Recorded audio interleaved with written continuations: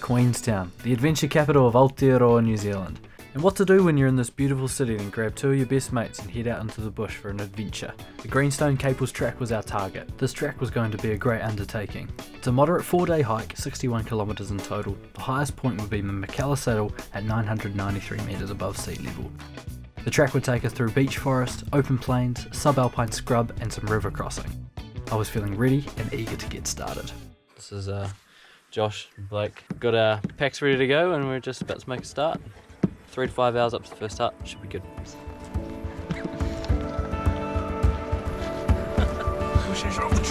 And hey, if you're new to the channel, kia ora, welcome. Make sure to give this video a like and subscribe so you won't miss out on any of my future adventures. You couldn't have asked for a more perfect first day. Blue skies, waterfalls, the track up the Greenstone was really delivering.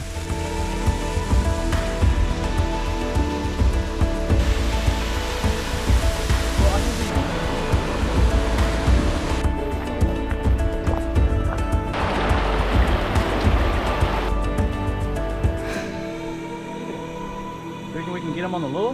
The morning's walk had been filled with good chat and great views, but it was refreshing to see the hut and be able to put our feet up for a little bit.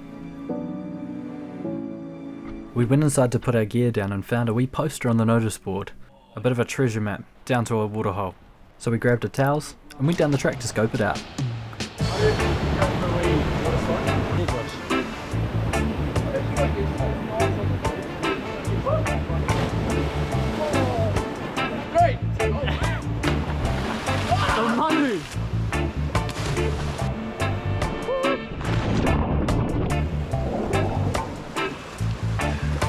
Yeah, well, it's great to be here. We've done a bit of swimming into a swimming hole and Josh has just spotted a brown trout, so he's got his rod out and we're going to be enjoying that. Hopefully he catches it, we'll see, but he's just sitting up at the moment, so we'll go and see what he's up to. This is how we watch the master at work. So Josh didn't catch that brown trout. And legend says he's still out there waiting for a fish to appear. Luckily we had brought some dinner, nachos, with some real beef. It's a bit posh, but we thought we might as well enjoy ourselves. The poshness of our dinner didn't seem to scare off the random German guy Thomas that we played cards with after dinner, and after that we headed outside to enjoy the sunset and see what the night sky would show to us. We are patiently awaiting the stars at the moment. There is no cloud at all, so we're in for a treat.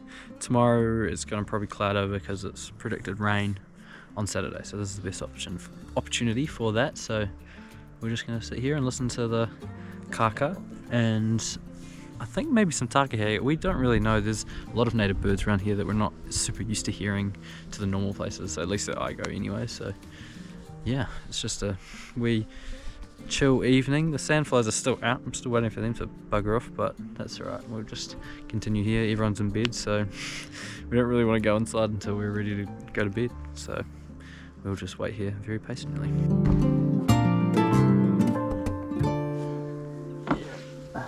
Get ready with me as I get ready to go hiking on day 2 of 4. Yeah, Josh, after that performance, we should see you in front of the camera a bit more often. 17.2 k's to the next hut. Straight up the valley, and we're going to be enjoying a beautiful day. Everything was in prime condition for a beautiful day of walking up the track to the next hut. And for the first 15 minutes, everything was going smoothly until... Hurt my tongue really bad too. Oh man, it was such a horrible thing. First injury. The dangers of leading the group, eh? You're taking the steps that we dare not to take, Blake. Hey, the end of the day he's not bleeding, so we move. And even if Blake did have a suspected concussion, we managed to make great ground. It was about this point in the track he said he stopped blinking so much, so we figured he was alright. Part of what I love about these adventures is the fact that you can get distracted by things so easily. We were making great progress all until Josh saw a tree sticking up in the middle of a landslide that caused us to stop and ponder for a couple of minutes about how the heck it managed to get there. Unless it was moving sideways and it stopped fast enough that the tree went whoop. That's a 1 in a million shot. Nah, because it's definitely thicker at the bottom, so it's facing the right way up. But enough about trees and landslides. We had a hut to get to, so we got walking and cued the music. What's up, guys? What?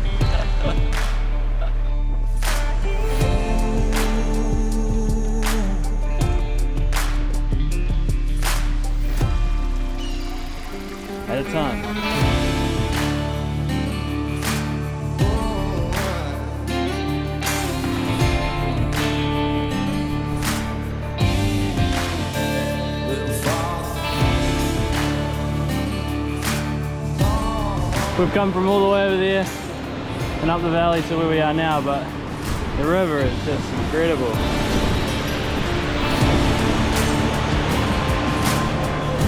Just cuts through all of that rock. Insane.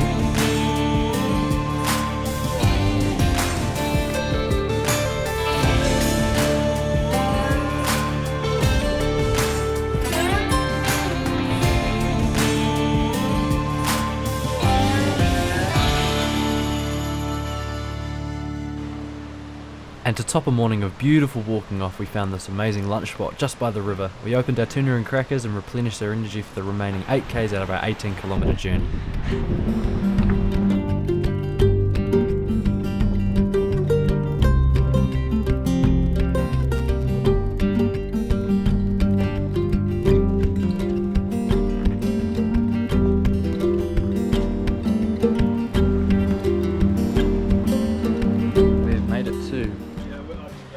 Mela Hut. The sign says 470 metres above sea level, and yet my phone says 650, so I have a feeling Doc might be a bit off. Our feet are sore. Josh has got some gnarly blisters. Is that YouTube content? Look at that. Nasty, but hey, it's the price you pay for beautiful scenery. I mean, look at this view. Look at our first swimming hole option. Oh, that's so nice. That's actually epic.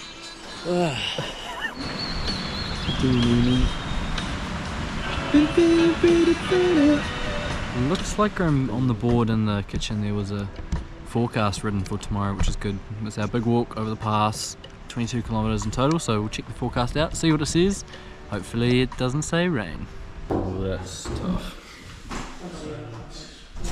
Success? Looks like tomorrow is going to be very, very wet. But it's okay, we're cheering ourselves up with dinner. Delicious. Iced tea and rum. Rate it. Blake had brought some rum, and so we decided to make two concoctions. Iced tea and rum, or lemonade raro and rum. Rating out of 6.4. Surprisingly, the lemonade raro turned out to be the best option out of the two. 6.4. Josh, iced tea rating rum. Out of 10. Like a 2.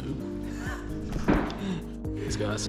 After dinner was cleaned up, I was finally able to get my camera out and head outside to take some photos. I just want to point out a bit of composition that I'm looking for at the moment. It's so hard coming into these huts because we're in the valley, and trying to take photos of stuff in the valley is difficult because often you're having to look up the mountains, but now the light is playing really well, so I'm going to show this quickly.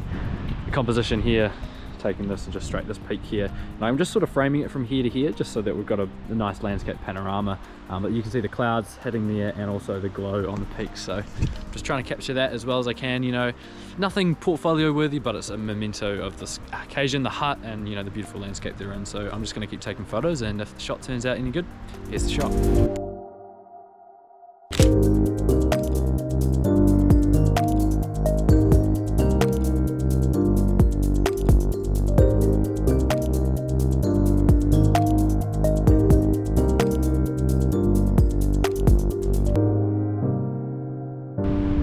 Out for the sunset, and now it's nothing. So, But we got an awesome photo.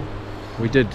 We got some X-ray vision through the... Oh, why is it round this way? What's up, team? The sun has just set. We got no colour. Ash is pretty disappointed. So we're gonna wait and see what the sun does tomorrow night. It's gonna be raining all day tomorrow, so hopefully it clears up, and in the evening we get some nice side light on the peaks, since we're gonna be over the other side of those mountains. Since we're gonna be on the other side of those mountains. Okay. Since we're going to be on the other side of those mountains up there. Hold up, retake. You know, Blake's actually quite good at a lot of things, but being a cameraman wasn't one of them. That's okay, I wasn't paying him anything.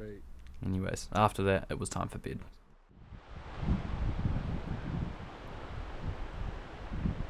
It's just a beautiful morning. It's supposed to rain all day, but at the moment blue skies cutting through, so we're hoping that means that the cloud is moving fast and that the rain either just blows over or it just gets it done early. But we'll just have to see. The other boys are still sleeping, so we'll just have to wait and see when they get up, and hopefully we can get moving.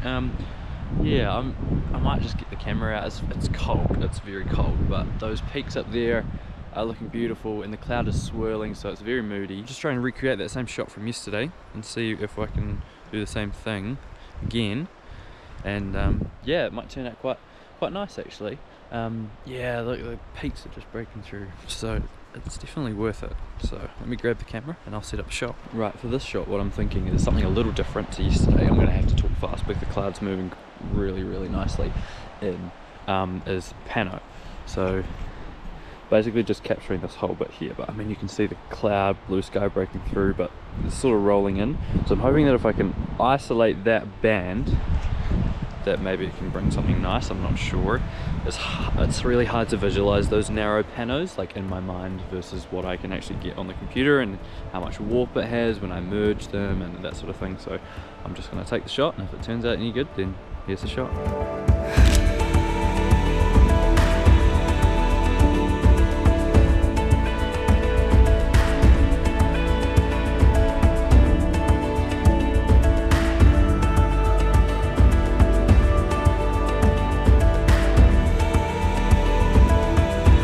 So yes, even if the photos weren't portfolio worthy, it was great to say that carrying my camera gear all this way had been worth it. And considering the torrential amount of rain we were about to get, it was great to have a memento that involved me being dry.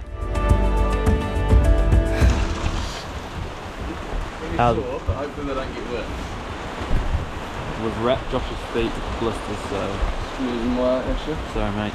Watch out for the undies.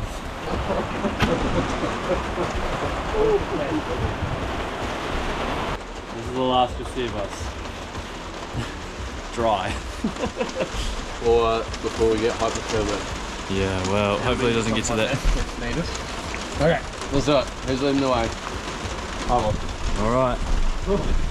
Not forgetting you. That's right? Yeah. I don't want to do any extra movement. Oh, well. It's actually just lightened up.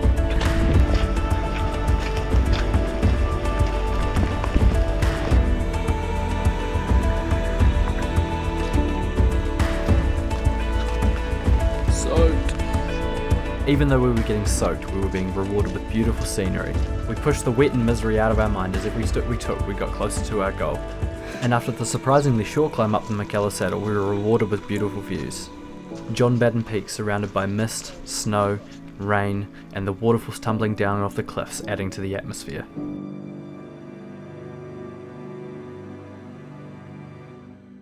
So wet. The GoPro does not look happy. But look at this business. For my first proper adventure into this part of the country, I was finding myself in the most incredible landscapes, and despite the weather and how tired I was, my energy was being lifted. You know, some people ask me, why the heck would I do this? Come out in the rain and the cold. I'll give you one big reason. That view. And to be here with two of my best mates, I mean, there's no better feeling in the world. No better place I'd rather be.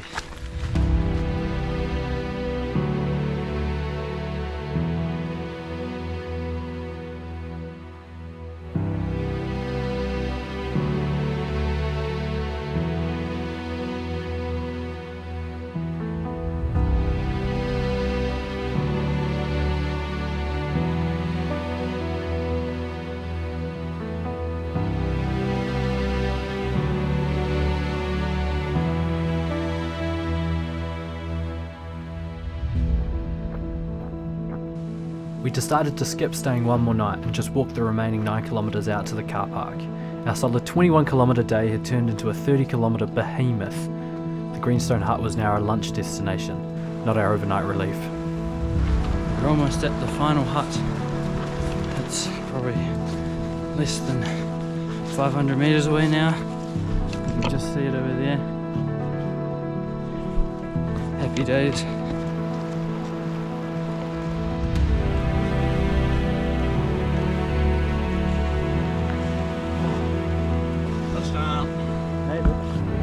Next stop, the car park.